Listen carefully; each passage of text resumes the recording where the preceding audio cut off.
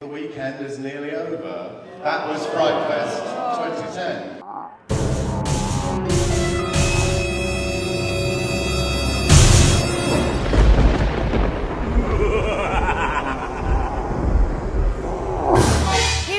Fifth and final day of film for FrightFest. Today we take a look at The Dead, Red, White and Blue, and also The Last Exorcism, produced by Eli Roth. But first, let's take a look at Jake West's Video Nasties. How many of you have seen a Video Nasty? Put your hands up. Great, so this audience is morally depraved and corrupt, as I suspected. I guess I'm honored to be a part of this controversy. I feel like the nastiest bastard up here. I've got a student working at the moment in detail on the history of the BBFC's guidelines. Watch them very closely, because I think we are going to see more aberrant judgments based on a new generation Mary Whitehouse. I would argue that we very much examine the work and examine the context in which something occurs, rather than that. So I would dispute that. Then you would say, I would say that, wouldn't I? You very presciently put in a little mention of a Serbian film into this documentary. I'm sure if Serbian film was on at the London Film Festival, Westminster Council would have stepped up and let them show it, but because it's a FrightFest, I don't think they would care, and I think that's the problem. I was hoping to see it here, uncut, at FrightFest, because I'm an adult and I believe that I should be allowed to watch film. You should be able to see what you want to see, and decide whether or not you want to see it. I'm not big on censorship. Censorship is pretty pointless now because, you know, if you can't see the Serbian film on screen here, we all know how we can download it, I'm sure. So it's pretty much. Briefly, in the 1980s, we had a small period where we were, as adults, allowed to do things. As we can see, the end of society wasn't brought about by these things. Coming to an event like this and seeing people who actually take complex pleasures out of the next generation of films that come after it is the biggest payback for the fact that we fought the campaign. All of the careers that were born of this period shows you that though this idea that we were all going to become, incredibly fucked up because we watched some video nasties just wasn't true. It actually turned us into the people that we are today. I was about 12 when I'd finished all my exams then, and our maths teacher, for whatever reason, couldn't be bothered to actually do anything, teach us anymore. So he got some films in and showed them to us toward the end of the term. And one of which, they're all kind of video nasties, and one of which was zombie flesh eaters. Many years ago, we had the premiere of The Living and the Dead. I don't know who was here for that. Red, White and Blue by Simon Rumley. Obviously, we did The Living and the Dead many years ago, and this is, again, it's a wonderful picture. It's a slacker revenge movie set in Austin, Texas. It's much more like a character-based kind of tragic drama with a lot of violence and intensity in it than it is a typical horror slasher film. While it's not a traditional horror film, it's definitely an audience that, that the film is geared for. I call it sociopathic because it's someone who lives on the margins of society. No, not a bad guy, but he does bad things. It's not like he's a complete maniac all the time, but he has the capacity to do, extreme violence. What was the best killing of the film? Ooh. Probably got to be by death by gaffer tape. What are you two guys up to next? I was going to say something really inappropriate there. Go on, I just finished a monster movie with Makad Brooks and Serinda Swan, and it's called Blood is Blood. Another movie called Free Runner with Tamar Hassan and Danny Dyer, who some of you might know. Was that a bad thing?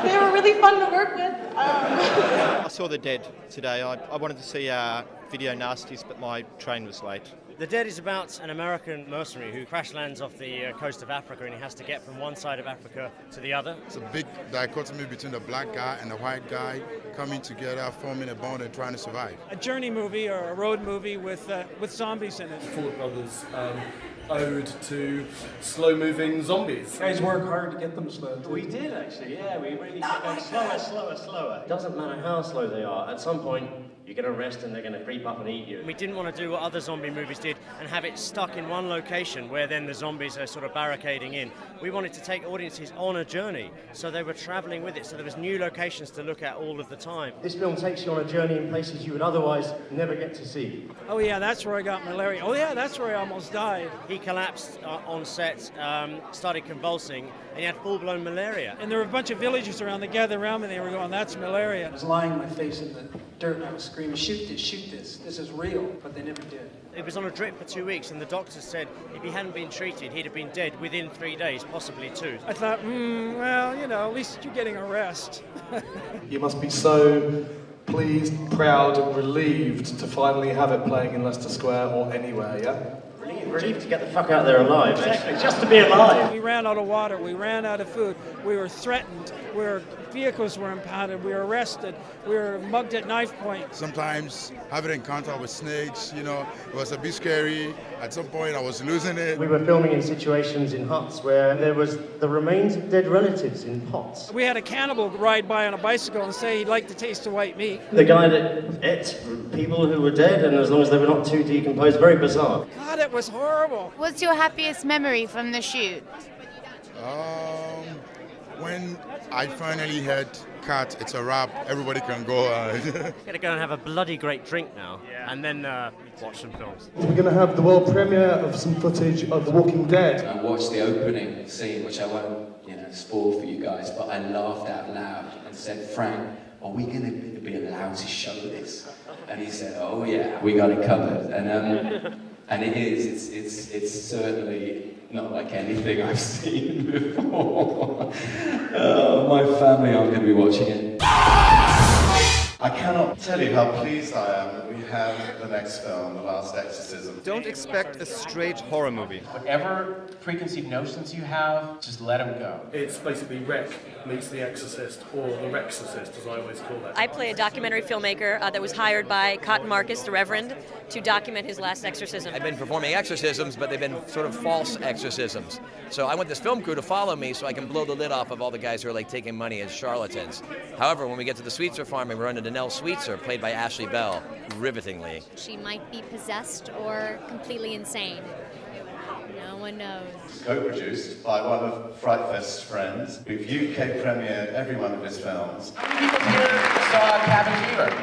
Yeah. How many people saw Hostel? Right. This movie's totally different than those. I've been talking to Eli about, coming to FrightFest ever since I've met him, which was on Cabin Fever. I've always wanted to come to FrightFest. Eli and I go back years now. He's been very, very good to us. Very good to the festival. Guilty as charged.